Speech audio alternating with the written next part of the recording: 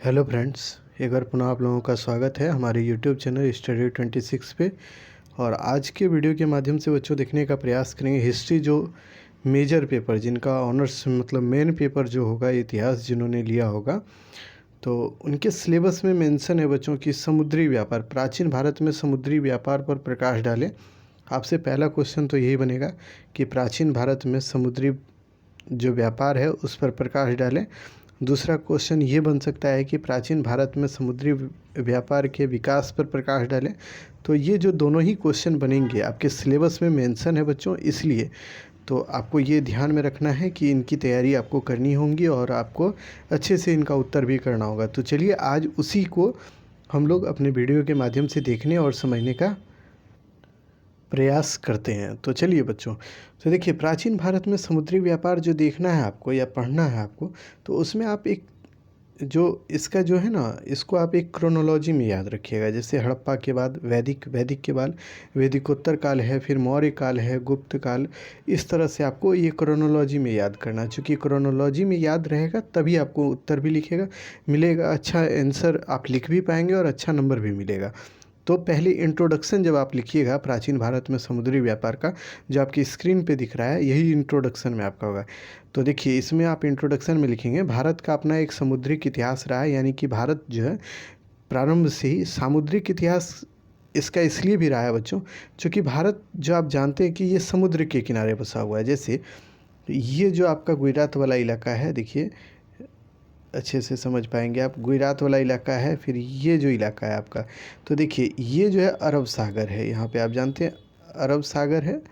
और दूसरे तरफ आप देखिए, और इधर देखिए अरब सागर है जो कि पश्चिम में है, और पूर्वी इलाके में देखिए पश्चिम बंगाल जो है कि उसके नीचे देखिए वहाँ है बंगाल की खाड़ी, और नीचे जो दक्षिण में श्रीलंका के ऊपर वाला ये इलाका, जो श्रीलंका के बगल वाला इलाका है समुद्री इलाका, इसको हिंद महासागर बोला जाता है।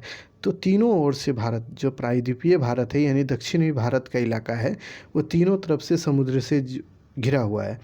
तो देखिए जब प्राचीन काल में यहाँ से व्यापार वाणिज्य होता था बच्चों, यही समुद्र के मार्ग से अन्य देशों में जैसे जावा, सुमात्रा, मलया, श्रीलंका है, इधर हुआ, इन तमाम क्षेत्रों में यहीं से व्यापार वाणिज्य होता था। तो ये ध्यान में रखिए, रोम साम्राज्य इधर से ही जाता था, आप देखेंगे। तो ये जो हमारा समुद्री व्यापार था, तो उसी को आज हम लोगों को पढ़ना है कि कैसे कैसे होता था। पहले आप ये समझिए कि जो हमारा मैप है भारत का, उसके आप जो देख पाते हैं, ये जो भारत का एक मैप आप देख पा रहे हैं आपकी स्क्रीन पे, इधर आपका हो गया ये इलाका, हो जाता है क्या, अरब सागर हो गया। इधर आपका जो हो गया दूसरा इलाका जो पश्चिम बंगाल वाला इलाका है, यहाँ इसके नीचे में आप देखेंगे क्या है, बंगाल की खाड़ी है, बे ऑफ बंगाल। और उसके बाद हिंद महासागर दक्षिण में है, यहाँ हिंद महासागर दक्षिण में है। तो ये तीनों तरफ से भारत जो है समुद्र से घिरा हुआ है, और यहीं से इसका व्यापार वाणिज्य चलता था। और यही व्यापार वाणिज्य को हम लोगों को समझना, समुद्री व्यापार को। तो देखिए समुद्रिक जो है भारत का अपना एक सामुद्रिक इतिहास रहा है, यानी बहुत ही पुराना रहा है। और सामुद्रिक क्रियाकलापों से संबंधित बातों का उल्लेख सर्वप्रथम ऋग्वेद में मिलता है, यानी हमारे समुद्र के माध्यम से जो व्यापार वाणिज्य होता था उसके बारे में चर्चा सबसे पहले ऋग्वेद में हुआ है। भारतीय पुराणों में महासागरों, समुद्र, नदियों से जुड़े हुए ऐसी घटनाएं मिलती हैं जिससे इस बात का पता चलता है कि मानव को समुद्र और महासागरीय रूपी संपदा से काफ़ी लाभ हुआ है। यानी कि देखिए पुराण जो है, पुराण साहित्य हमने पढ़ाया था आपको, प्राचीन भारत के साहित्यिक गौरव को जब पढ़ा रहे थे तो वहाँ पे हमने बताया था कि पुराण जो है उसमें बताया गया है कि महासागर है, समुद्र है, इन सब से हम लोगों को क्या क्या लाभ होता था इसके बारे में भी चर्चा है।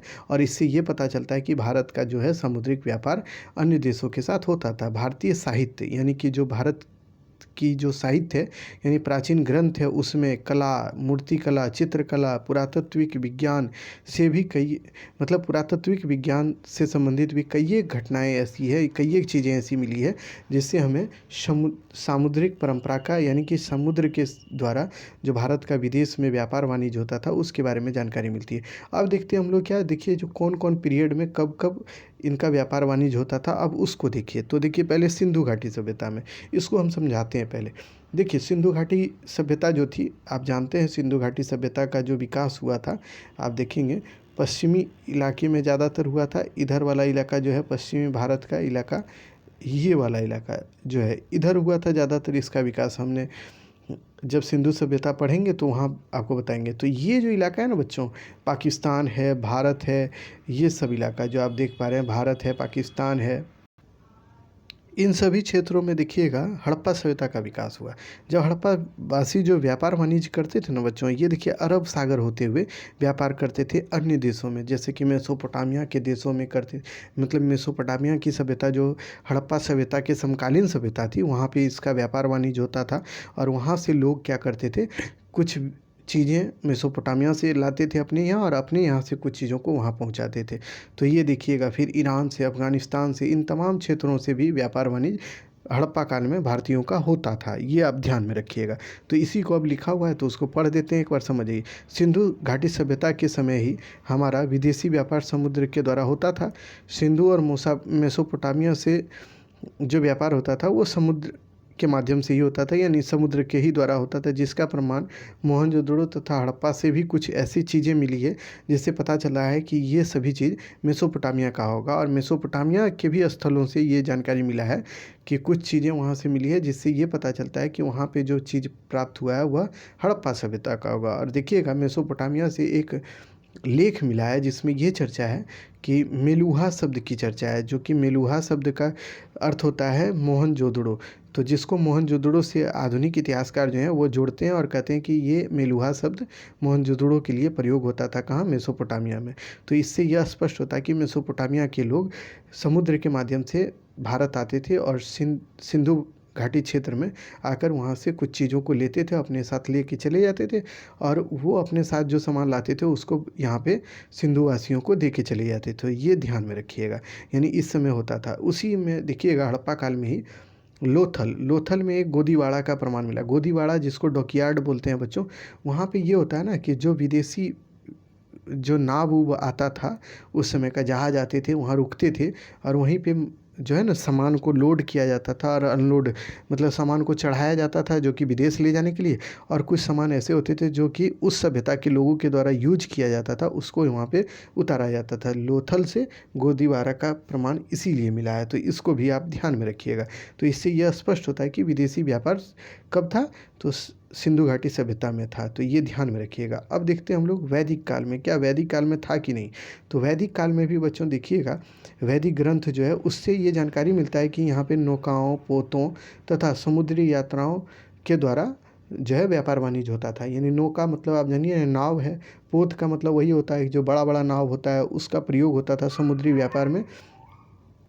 उसके बाद देखिए ऋग्वेद वह पुराना साक्ष्य देता है जिसमें हमें यह जानकारी मिलती है बच्चों कि वरुण देवता जो थे वो समुद्र के देवता थे। इसके बारे में ये जानकारी मिलती है कि वरुण देवता जो थे, यानी वरुण, भगवान वरुण जो थे वो किसके थे, समुद्र के देवता थे। और पोतों के द्वारा प्रयोग किए जाने वाले महासागरीय मार्गों का भी उन्हें ज्ञान था। यानी ऋग्वेद में इस बात का चर्चा है कि वरुण देवता जो थे वो समुद्र के देवता थे। और ऋग्वेद में ही इस बात की भी चर्चा है कि उस समय के लोगों को पोत यानी नाव हुआ, जहाज हुआ, इसके द्वारा जो व्यापार वाणिज्य होता था समुद्र में, वो लोग जो जाते थे उससे व्यापार करने का भी जानकारी मिलता है। ऋग्वेद में इस बात का भी उल्लेख है कि व्यापार और धन की खोज में व्यापारी महासागरों के रास्ते दूसरे देश जाते थे। यानी इस वेद में ही, ऋग्वेद में ही इस बात की भी चर्चा की गई है कि व्यापार और धन के लिए ये लोग, वैदिक आर्य लोग, वो अन्य देशों में जाते थे और वहाँ से सामान को खरीदते थे और अपने देश वापस पुनः आ जाते थे। तो ये ध्यान में रखिएगा। तो यानी सीधा मतलब ये है कि वैदिक काल में भी विदेशी व्यापार होता था, और वो कैसे होता था, समुद्र के माध्यम से होता था। और समुद्र के माध्यम से ये लोग विदेशों में जाते थे और वहाँ से वस्तुओं को खरीद कर अपने यहाँ लाते थे और यहाँ से चीज़ों को ले जाके वहाँ देते थे। यानी उस समय जो होता था वस्तु विनिमय प्रणाली के द्वारा, यानी उस समय मुद्रा का अभाव था, यानी मुद्रा व्यवस्था प्रचलन में नहीं था। यानी जैसे अभी हम लोग जाते हैं ना, कोई भी चीज़ को खरीद लेते हैं, तो उस समय खरीदते नहीं थे। यानी आपके पास अगर चावल है तो आप हमको चावल दे दीजिए, और आपको अगर गेहूँ की ज़रूरत है तो हम गेहूँ दे देंगे। यानी वस्तु विनिमय प्रणाली का मतलब होता है बच्चों कि एक वस्तु के बदले दूसरा वस्तु आप ले लीजिए। यानी आपको जो ज़रूरत है वो आप खरीद लीजिए दूसरे से, और दूसरे को जो ज़रूरत है और वो आपके पास है तो आप उसको दे दीजिए। तो यही होता था उस समय। तो ये ध्यान में आप रखेंगे। उसके बाद आज ये वैदिक काल के बाद होता है वैदिकोत्तर काल, जिसको हम लोग बोलते हैं, 1 मिनट देखने दीजिए, वैदिकोत्तर काल हमने तो लिखा था, नहीं, वैदिकोत्तर काल में वही है, नंद और मौर्य काल में। तो नंद और मौर्य काल में भी देखिएगा बच्चों, समुद्री व्यापार बड़े पैमाने पे होता था। और इस समय भी आप देखेंगे अनेक राष्ट्र और भारत के बीच नज़दीकियाँ बढ़ी। चूँकि देखिएगा इस समय क्या होता है, भारत में विदेशी आक्रमण होता है। इसी समय देखिए सिकंदर का भारत आक्रमण होता है। उसी समय सिकंदर के ही समय मेगास्थनीज भारत आता है। तो वो इंडिका जो लिखता है मेगास्थनीज, और चंद्रगुप्त मौर्य के दरबार में आता है, तो उसमें वो बताता है कि समुद्री व्यापार वाणिज्य भारतीयों का होता था अन्य देशों के साथ। यह भी आप ध्यान में रखिएगा। फिर उसी समय आप देखिएगा मौर्य काल में ही आप देखिए इंडोनेशिया के आसपास के द्वीपों पर भी जाने का मार्ग प्रशस्त हुआ। यानी इसी समय हम लोगों को ये जानकारी मिला कि समुद्री व्यापार तो होता ही था, उसके अलावा इंडोनेशिया जो है वहाँ पे भी ये लोग जाते थे व्यापार वाणिज्य करने के लिए। तो ये बात की भी जानकारी हम लोगों को मिलती है। इस काल में ही देखिएगा क्या होता है कि रोम के साथ भी हमारा व्यापार वाणिज्य शुरू हो जाता है। यानी रोम जो है वहाँ से व्यापार वाणिज्य हमारा शुरू होता था। और इस समय क्या होता था बच्चों, जानते हैं कि भारत से ये लोग मसाले, काली मिर्च जानते हैं ना, गोलकी जिसको बोलते हैं, तो उसका, फिर मसाले का, फिर सूती के कपड़े का, मलमल के बने कपड़े का प्रयोग ये लोग क्या करते थे, अन्य देशों में भेजते थे। यानी रोम हुआ, इंडोनेशिया हुआ, मलाया हुआ, सुमात्रा हुआ, जावा है, श्रीलंका है, इन क्षेत्रों में ले जाके बेचते थे भारतीय लोग। और वहाँ से क्या प्राप्त होता था जानते हैं, भारतीय व्यापारियों को वहाँ से सोना और चांदी प्राप्त होता था। तो ये ध्यान में रखिए। और ये व्यवस्था चलती रही कब तक, जब तक मौर्योत्तर काल चला। यानी गुप्त काल के आते आते इस चीज़ों में थोड़ी कमी आपको नज़र आएगी, और उसको भी हम आगे बताएंगे आपको। तो यही चीज़ें इसमें लिखी हुई है कि इस समय हम लोगों का प्रथम जल सेना भी था। मौर्य काल में ही पहली बार जल सेना का भी गठन किया गया था मौर्य शासकों के द्वारा। जल सेना का गठन क्यों किया गया होगा, तो सोचिए, जल सेना का गठन इसलिए किया गया था बच्चों कि जल के माध्यम से, यानी समुद्री व्यापार को गति देने के लिए, तथा जब समुद्री व्यापार होता था ना बच्चों, तो होता था क्या कि डाकू लोग जो होते हैं, लुटेरे लोग जो होते हैं, ये व्यापार वाणिज्य में अवरोधक बन जाते थे और इनके सामान को लूट लेते थे।